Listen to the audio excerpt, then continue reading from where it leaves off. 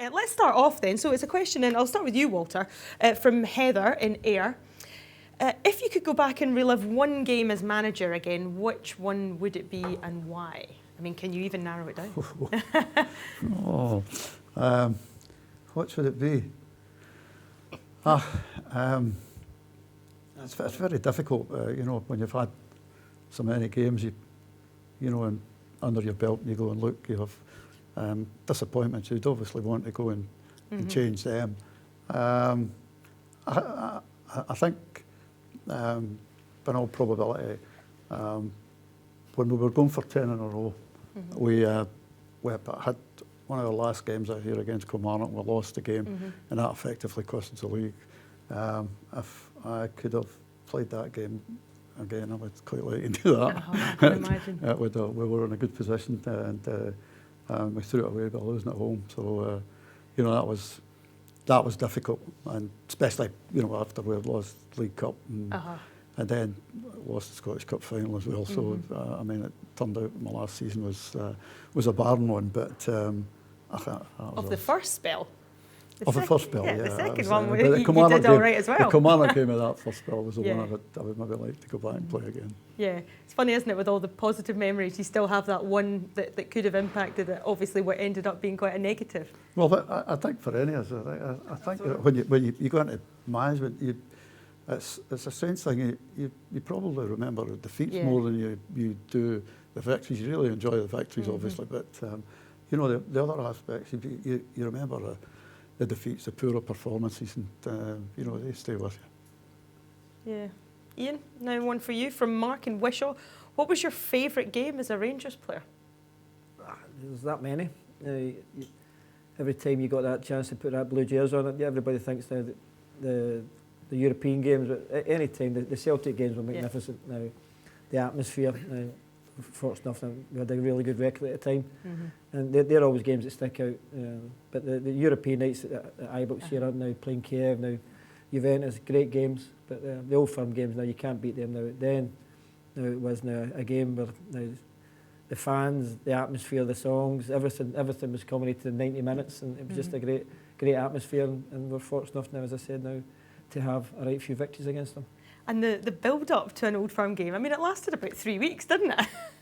Well, the build-up to the that build-up, one yeah. It certainly did, it seemed to do so, but it's always been the same. Yeah. I mean, it'll not change. It's a massive game, and especially since the situations arose that, with both teams, well, as Rangers had a wee gap there when they were not in the league, but when they were back into the leagues again, they still mean as much as ever. And when it gets to this stage, the results against each other are really important, and that adds an even extra edge to the matches. Absolutely. A question in here from Jamie in Campbelltown. If you could sign one player from the current Rangers team for your 9 in a row team, who would it be? Oof, put you on the spot there, Jamie. For our 9 in a row team. I'd need to be a midfield player so I could get rid of him. I get rid of me. I get rid of him. And Garrett, who would I take? I'd probably take the 9 in a row team. I know, it's quite hard to get in, a very difficult team. It's actually a really difficult one to pick. I mean, people keep asking you about best players and different things like that. But out the current team, Tavernier would come in as a right back because he's a goal scorer. Exactly. Headers, penalties. He'd get up there and do it. When you look back over a period of years, it's always a wee bit unfair for the guys that are playing at the present moment. We had completely different circumstances when we were involved first time for the standard of player that we could get. But James Tavernier is one of those. It's a very similar question for you, Ian, but this is from Elizabeth in Argyll, who says, if you could have one player from the Rangers team that you'd want as a teammate back then, who would it be? Oh, it need to be Morelos. He's mad enough to fit with our gang.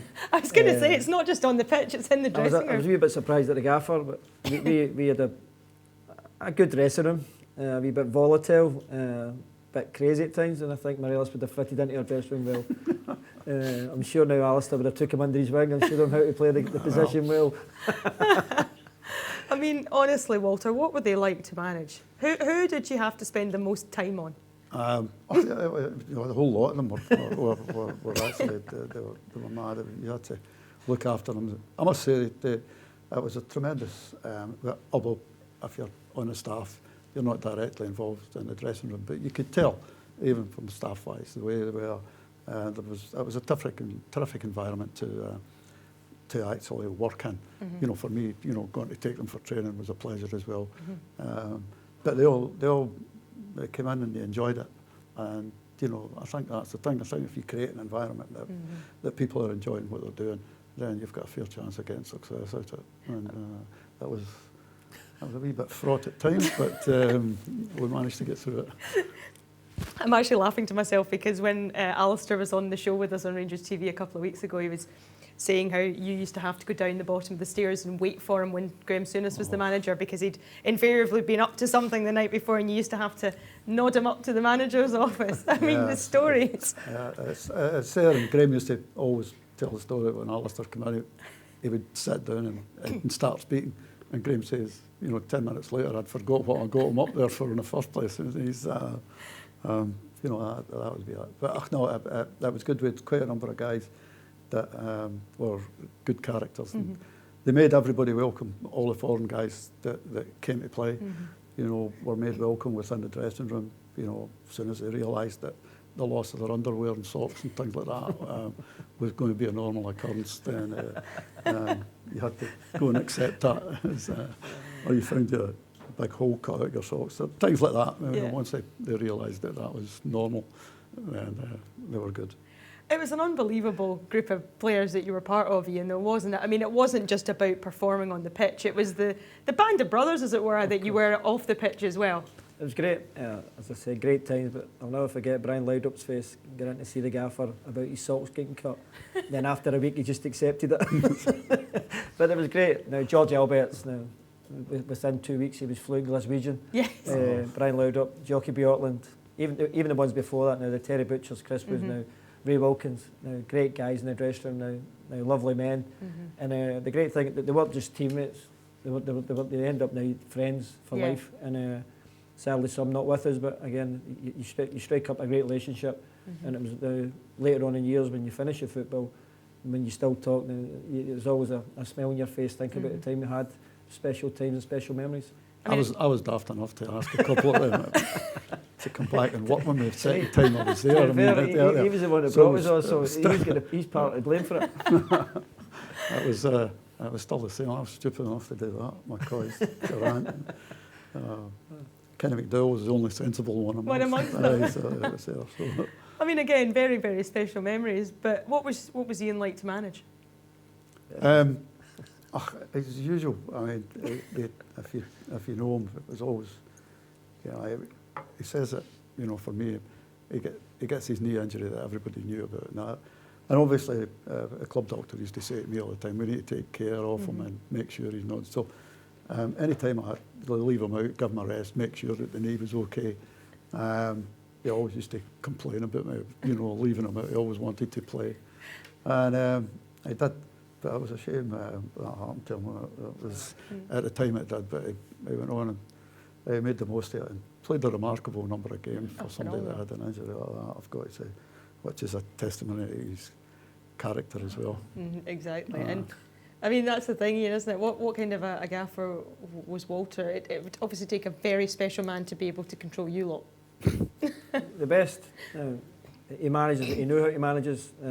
Don't get me wrong. When we stepped over the line, now he was down like a ton of bricks. But when the gaffer came in and he worked with Graham Souness, now we knew the special coach he was. But then he goes into the management side. But special man, and another one I call a special friend now.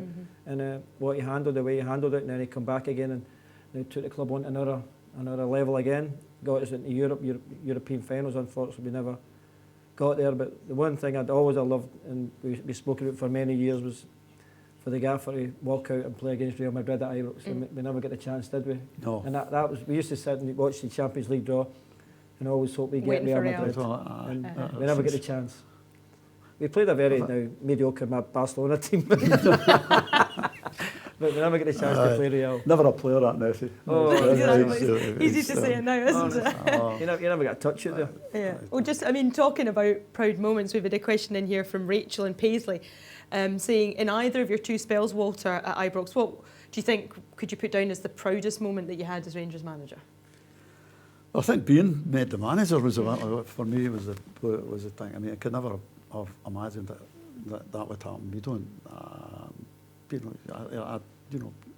growing up in Carmel and coming up through the ranks, going to Dundee United and sitting up there, you never imagined you get an opportunity. Then you get one, and you come down as assistant to Graham. But I never thought for a minute that I would get the job if Graham was leaving. So for me, that was probably the proudest moment of the fact that they would ask me, and that to me was the best thing.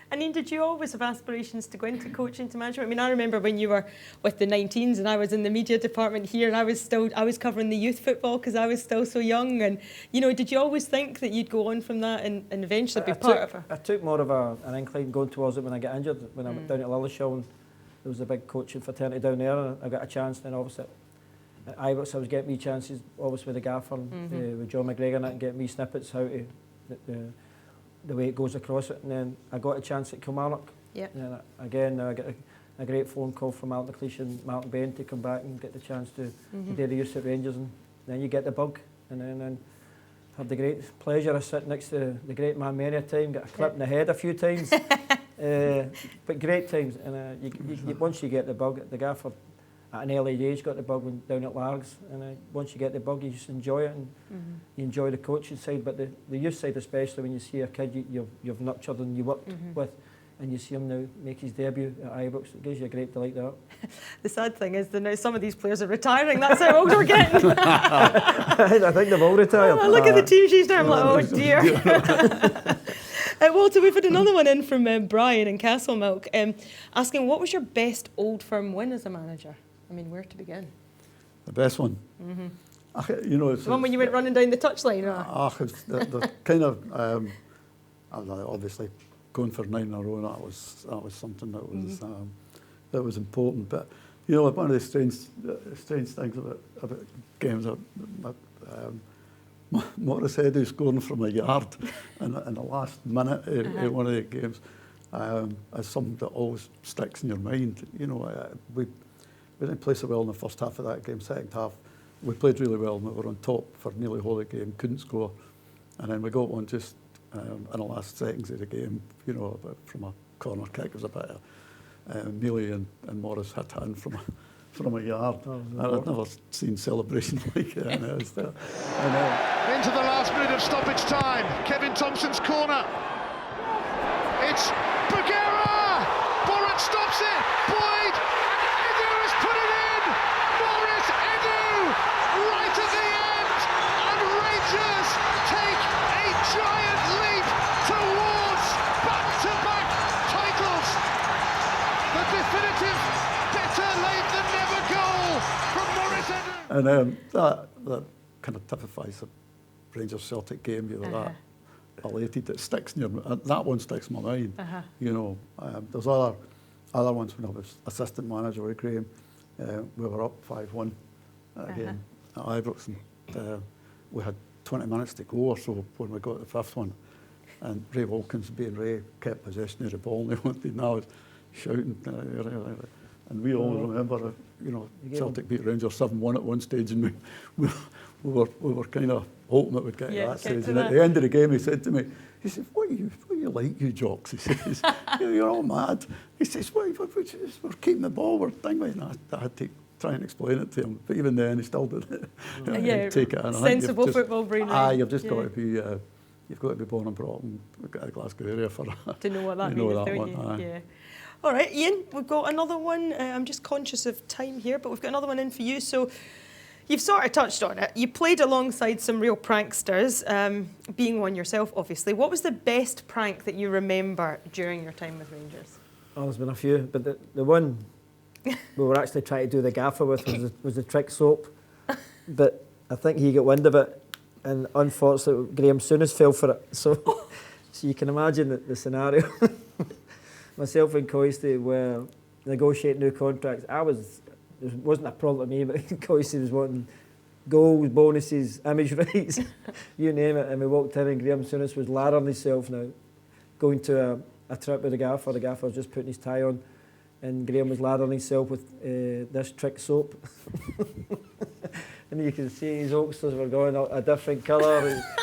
His lower part of his body was going a different colour. I was just thinking to myself, please don't rub your face, please. Unfortunately for me, Coisty, the manager, did. And then when he looked round in the mirror, but he said, the great saying it was, he was calling us for all sorts. Now the words come out the dressing room down below were quite severe, but about 10 minutes later, he came up the stairs. We used to have our lunch here, and he came up and he was nutting himself laughing now how he'd fell for it, but it was actually for the gaffer, but Graham Souness fell for it. And just to see now, that trick soap in his face was now a sight to behold, but it was only 4 of us in the room that can witness it. I'm sure we could sit here all night with you telling prankster jokes. It was every day something happened, obviously the gas coin, everything happened, but that particular day with the trick soap, and Coisty was in his element, but I get the blame of it. Well, so did you have any idea what you were taking on when you signed Gazza? Did it exceed even your own expectations off the field? I think you had a kind of fair idea that it was maybe going to be a bumpy ride if you were taking them. And I remember phoning Terry Venables and saying to him, Terry, he said no. He said take him. He said take him all day. Mm-hmm. He says just make sure that you keep him top of him all the time if you can.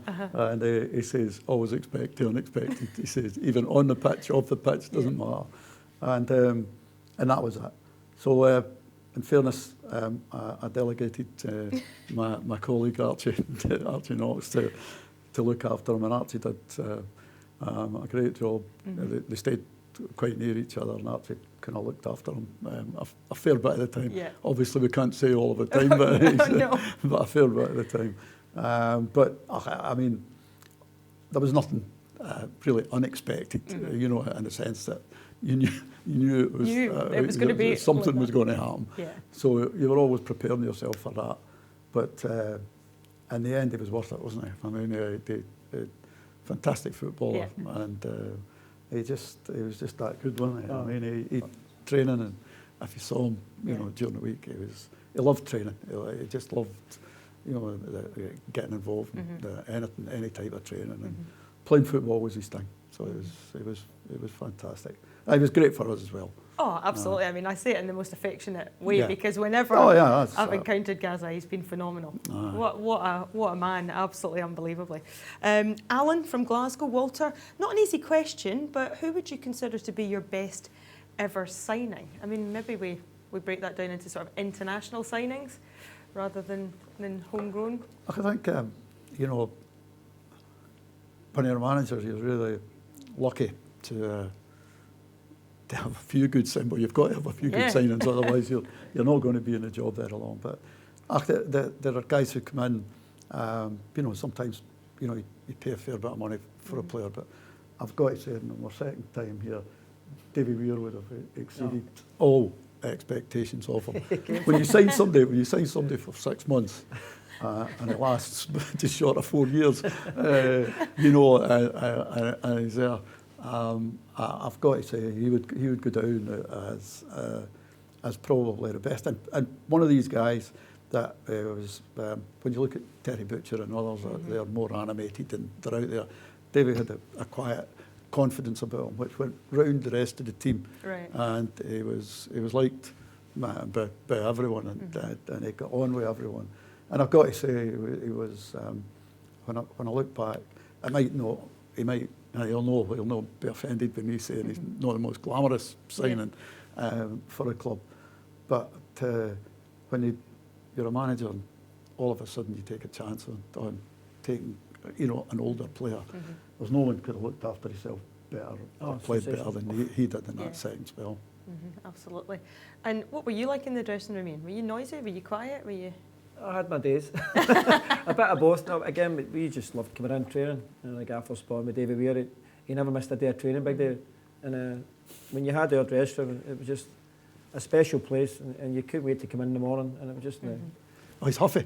Is it really? He takes a huff. When I wasn't playing, I used to take the huff. He I used to was take a terrible. huff all the time. But you realise as you get older, if I would have played all the time, I wouldn't have had the career I have now. Yeah. I wouldn't have played as long as I could have. But it was just a great place to come in and train now.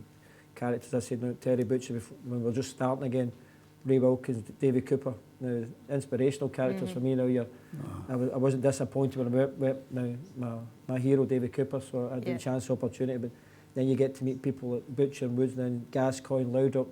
Then later on, you're in the coaching side. Now you're working with McCulloch, Ferguson, Davy Weir, who had a great calming influence, as the gaffer said in the dressing room. Wasn't now as the gaffer a shouting baller, but when he said his piece, now you knew he was in the room. He had that presence, and great people, and also now the great relationship I had with Alistair over the years, and now we're still doing it to these days. We're a wee bit older, but we still have the occasional prank now and again. That never leaves you, but it's just a great time. And as I said, now it's great when you're winning things. And at a young age, we were fortunate enough to kick-start our future with Rangers and win things, and it just breeds you and makes life more enjoyable. And just finally, it was a period of time whereby you had fun, but you won on the pitch, and the traditions of the club were still maintained, weren't they? I know, Walter, you know, the shirt and the tie and all of the different things that you liked with the players. And Durrant, he's not talking about that tonight because he came in with a tie on, and Walter told him to take it off. So, but very much a time where the traditions of the club were still maintained. Okay, you always try that to maintain that. Obviously, there are some. We came at first, you had to wear a collar and tie to training, but then eventually that went. By the way, was it Basil Bowley who took that literally? Basil, actually, I said to him, you're going to have to wear a tie to training. So Basil came in with a tie on and no shirt. I didn't really say you had to wear a shirt as well, but I mean, but you just laughed at these things. But I mean, there were things that probably had their time. But I think, when a player comes to a club like this, if you don't become aware of the traditions of the club and you don't accept them, then there's something wrong with you. You know, you're coming into a place where there are great expectations in terms of winning. And somebody asked me once, they said, if you could have one word that encompasses Rangers, I said to them, well, it's winners. Winners. And, that's one of the things I think that everybody's got to take on board when they come here. Absolutely. Well, I think that is a very fitting way to end the conversation. I could sit here all night and chat to you too, but I know we've got other things to get in the show. Thank you so much. Thanks, Emma. Thanks.